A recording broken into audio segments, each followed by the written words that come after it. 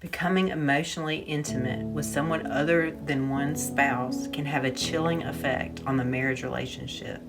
Plus, emotional intimacy often progresses to physical intimacy, bringing devastation. Many people deny the seriousness of emotional affairs, but such affairs are not harmless and can destroy marriages and families. Marital partners should share problems, feelings, and needs with one another and determine the boundaries of what can be shared outside the marriage and to whom. Having friendships outside the marriage is a healthy thing, but a reliance on outsiders to meet emotional needs can become a temptation, especially when spouses spend much time apart. Co-workers and others with whom we spend large blocks of time with can become a substitute for the emotional support of a spouse. Work relations and friendships need to have proper boundaries to ensure that they do not become inappropriate. There are warning signs that an innocent friendship could be leading to an emotional affair.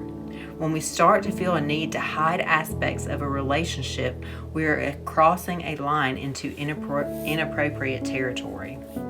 Emotional distance between spouses or an increase in the number of arguments may indicate one spouse is turning to another person for closeness.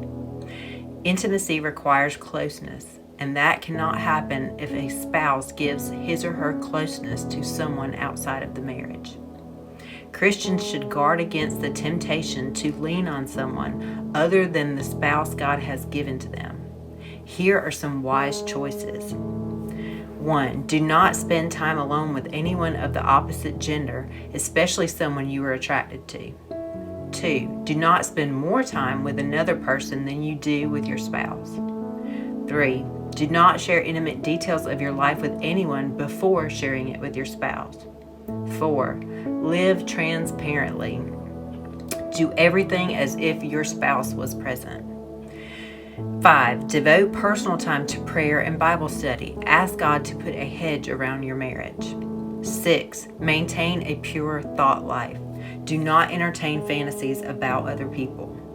7. Plan time with your spouse on a daily, weekly, and monthly basis and use those times to build emotional closeness. All of these choices will help Christians identify weak areas and avoid the temptation of emotional affairs.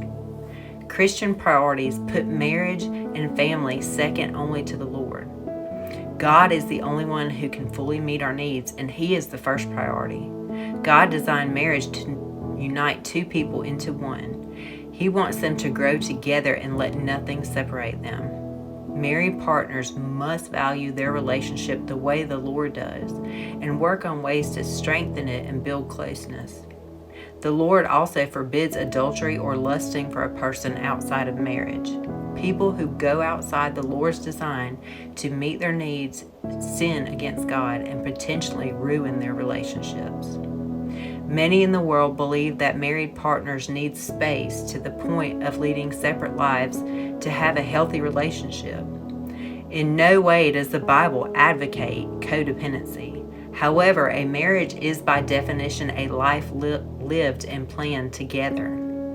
It is interdependency.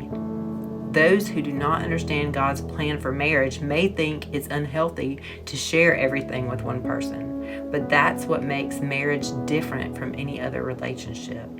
It is a blessed union between two people and mirrors that of Christ and His church.